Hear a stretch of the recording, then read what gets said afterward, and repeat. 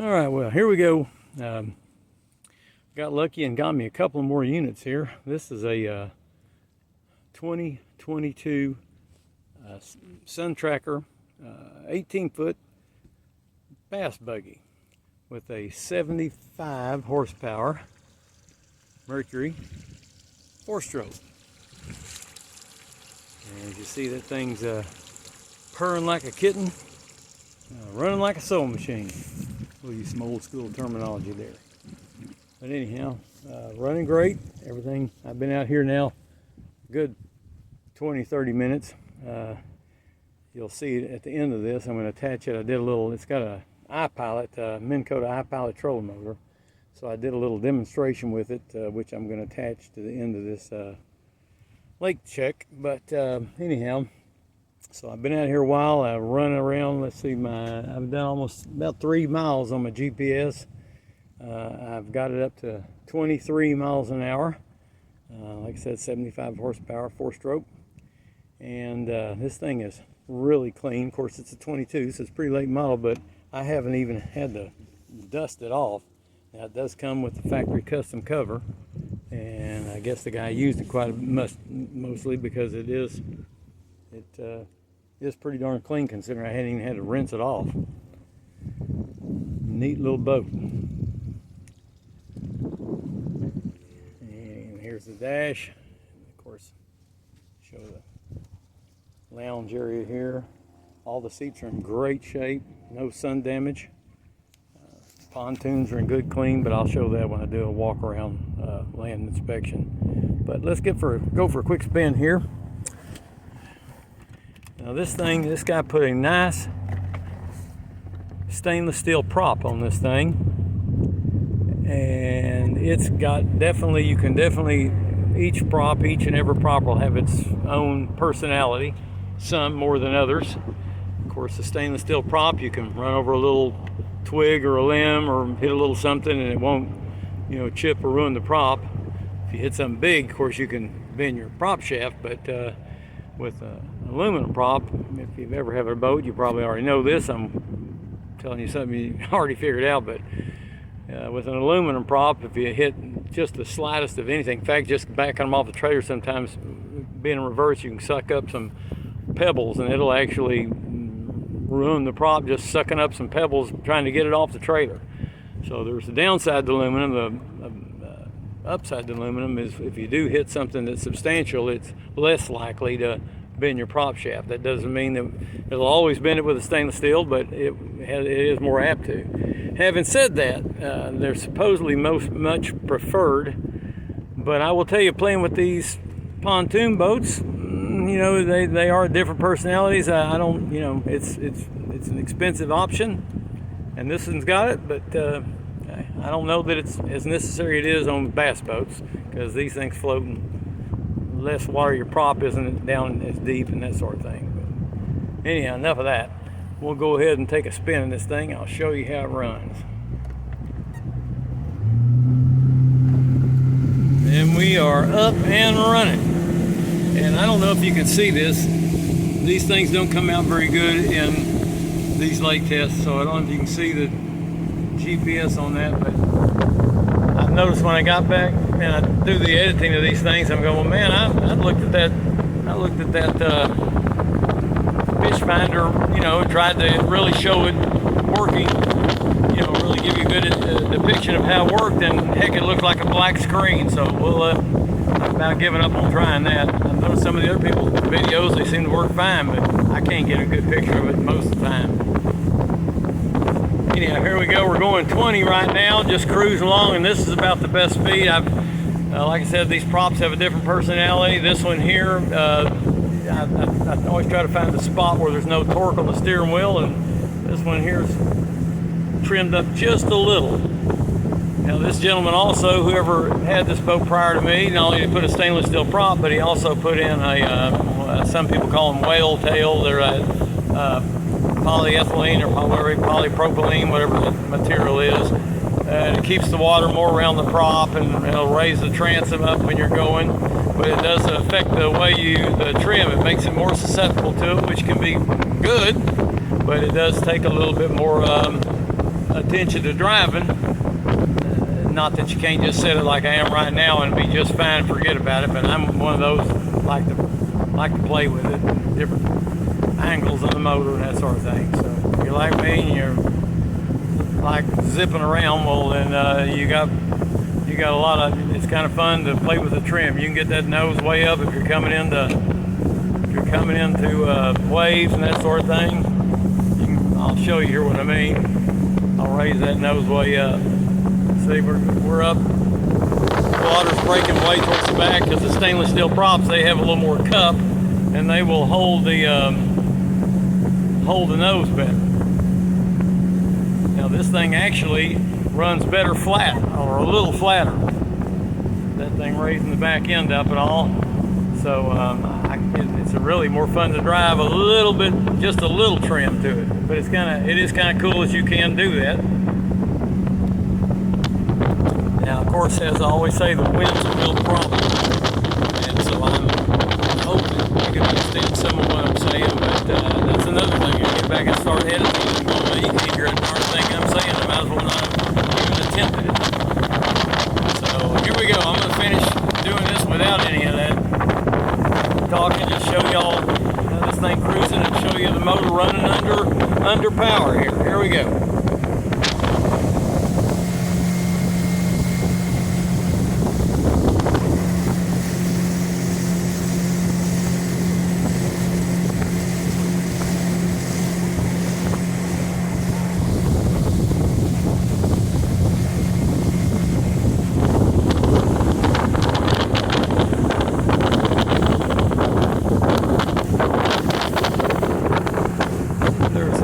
People out running around here today, and so there is some boat wakes. So I can show you how this thing goes over the boat wakes. I'm doing it right now, as a matter of fact. Like I said, I don't have it wide open because it kind of like just cruising. That's where you are usually on a pontoon boat anyhow. Let's face it, they're not race boats by any means. They are a lot of fun.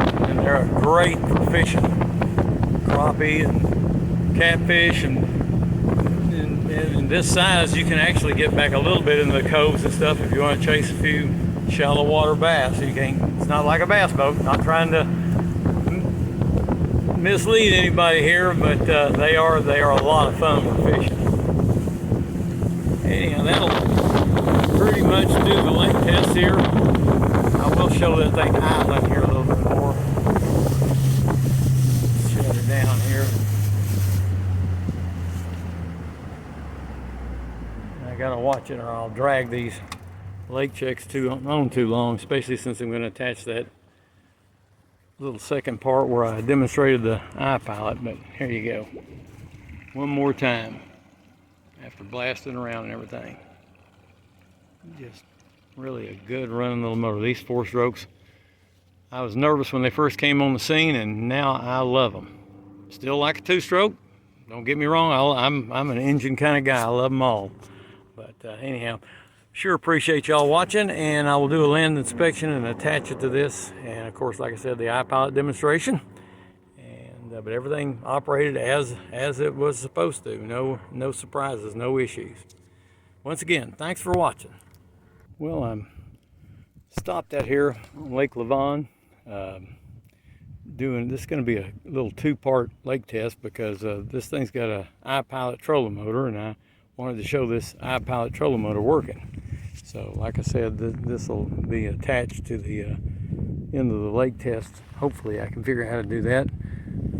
I'm more of a boat man than I am a tech man when it comes to doing these videos. Y'all have to bear with me a little bit because this is not my expertise. I do the best I can, and so far I've managed to get them on there, but don't look for anything elaborate. Here we go. I'm going to turn this thing on, and I'm going to turn it around here so we can head away from the boat ramp. Y'all can see it working here. The battery may be a little low on this thing. Turn it on here. And here we go. Can't say for sure. I'm not sure. These things are pretty good sized boats, and These are 12 volt, 55 pound thrust eye pilots that this thing's got. So it's great for moving around a little bit if you're in a cove or anything. I don't think it would hold a point. In fact, it takes a pretty good sized trolling motor to hold a point anyhow, because being a pontoon boat, they sit up about like a sail. Not one of the highlights of them, but that's about the only negative on them. They're a blast to fish off of otherwise. But anyhow, as you can see, this thing's turning back and forth, and then we go the other way. Crank it up a little bit more here. And we're speeding up a little bit, but like I said, it's not a rocket ship, but it does the trick. Here we go. Move back around here a little bit. And of course it does have spot lock, and that's what everybody wants.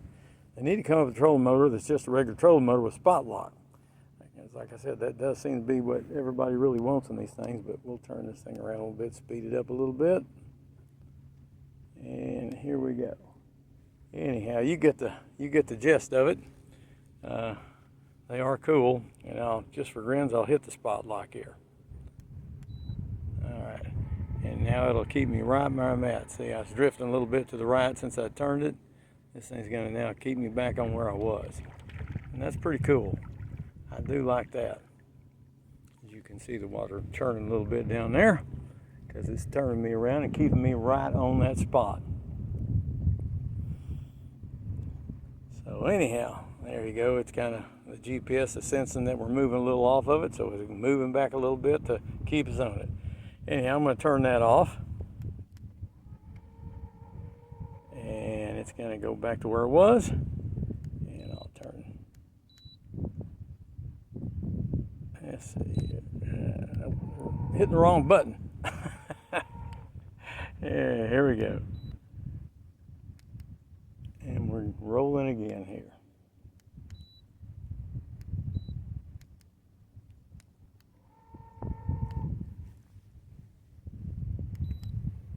There we go.